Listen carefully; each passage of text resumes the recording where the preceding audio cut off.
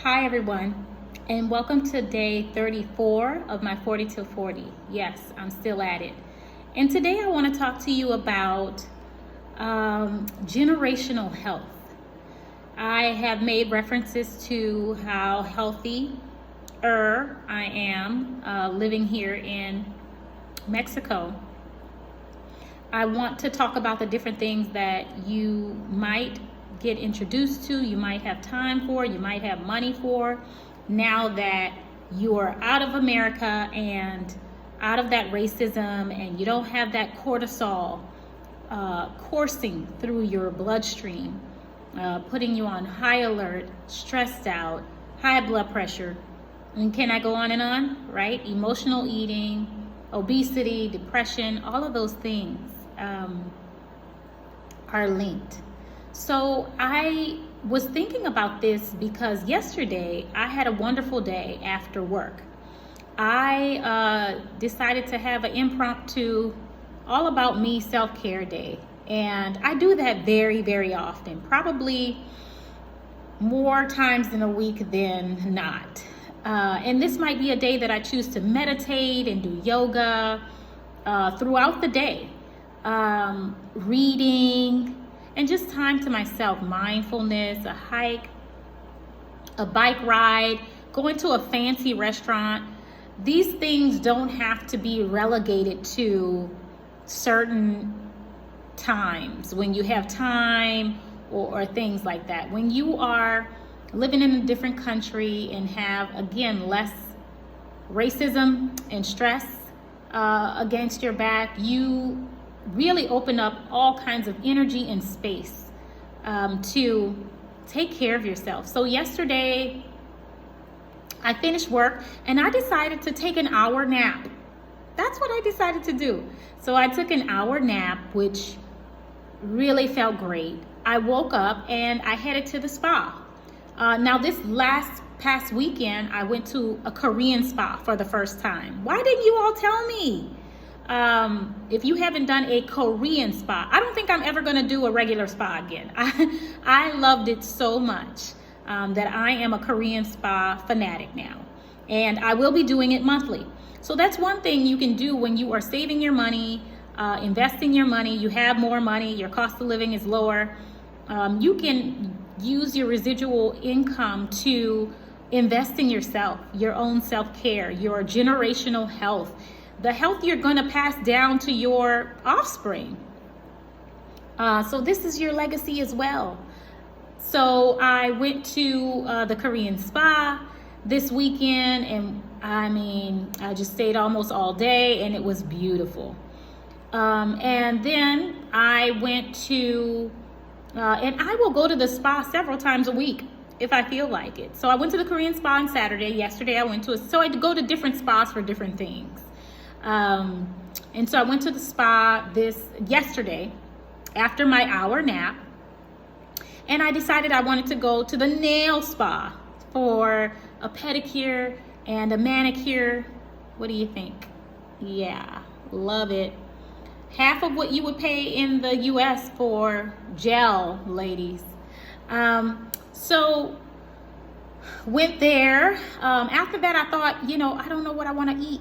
I want to treat myself to something, and many times I'm looking for new restaurants. And again, you can treat yourself to fine dining on a Wednesday. That's how cool it is. So I actually have been eyeing this tamale lady. It's a woman that looks like someone's abuela, someone's grandma. And I always miss her, or I don't have money on me or something, or she's sold out. Finally, I caught her at like 8:30 p.m. I went to the corner I always see her on, and I got a tamale. And there's a tamale guy that rides around my neighborhood, and his tamales are like 12 pesos, which I guess you can say is like 50 cents, okay? And hers were like $1, and hers was much better. I'll never go to him again. He comes to your door, but no thank you. It was dry. But hers were delicious. and it agreed with my body. As I'm getting older, you know, certain things I can't eat anymore, so I have to just make sure everything agrees with my body. So got that tamale, came home, enjoyed that tamale, and it was just great. It was just great, you all. So I just want to take the time to encourage us as Black people to make space. It's really hard to make space to invest in yourself. I've also been working with a group that wants to put on a retreat, a luxurious retreat.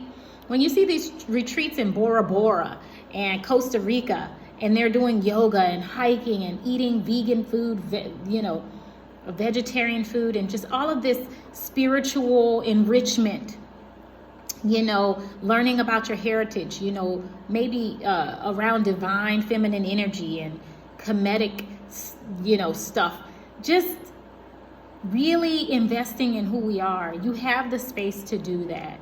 So I'm going to just encourage you to, again, think about breaking up with the USA, breaking up with America, coming abroad. Again, it doesn't have to be Mexico. There are so many groups where I'm seeing women, Black women, expats are just enjoying their best life abroad.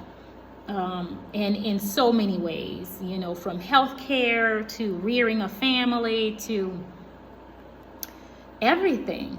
And so you just really have the time and space for that. So what is your legacy? What is your generational health? You can't enjoy your generational wealth.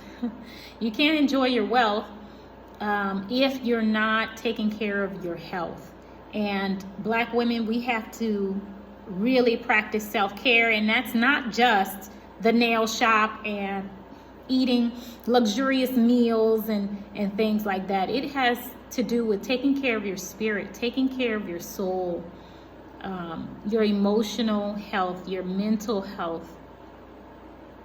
Those are self-care practices. When you are choosing yourself, we have a lot of generational trauma.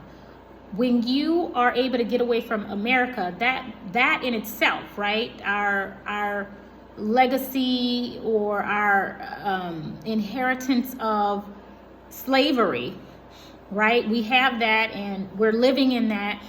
And when you leave, you kind of leave a lot of that behind, and you get into this new space where you're able to just move different, think different, act different, you know, and you have to learn new things. I mean, you just have to rearrange the way you're thinking, the way you're moving, the way you're acting. You rearrange that, because those things that were there, those triggers, those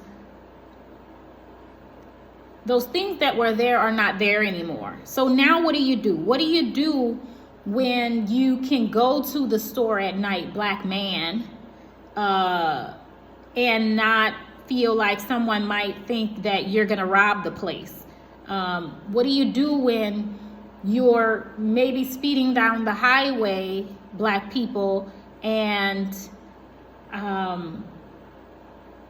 you see the police or even National Guard, and these people are armed with looks like automatic weapons, and you're not in fear of your life, like they're going to kill you, you know? So now I have to respond differently, because my environment is responding differently. And so not having to have my guard up all the time.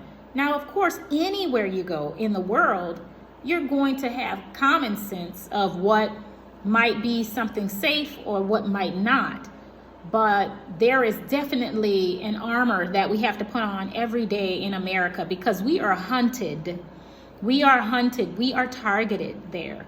And in other places where your skin color does not scare people, it's a different thing. And so, you know, if you are looking to really release your generational trauma, not only from slavery, but also from your immediate family. If you are going through traumatic things and you're trying to release that, I would recommend moving to another country, even if it's temporarily. And just disconnecting, getting untethered from what you know, and see if you can create space for healing for yourself. You can pour into yourself. You can have the bandwidth, you can have the finances, you can have the peace that ushers in the space to heal. So I just wanted to share that with you, because I was thinking about how I'm building generational health, and how happy and how peaceful I am, and unapologetically. And as I watch my, family, friends, neighbors, community, my people, right, be a part of something and feel trapped and feel as though they don't have any other choice, I don't like watching that. But I think it's important to be an example of what could be done, and to be a resource if and when they're ready. And so what kind of legacy are you leaving? What kind of generational health are you building for yourself, your offspring, your family? Everyone's watching. Everyone's watching what you're doing. What example are you leaving? So that's all I have for you today. But I just wanted to say hi. If you have any feedback, go ahead and leave me a comment. Give me a thumbs up. Share me. And I'll see you in the next video. Peace.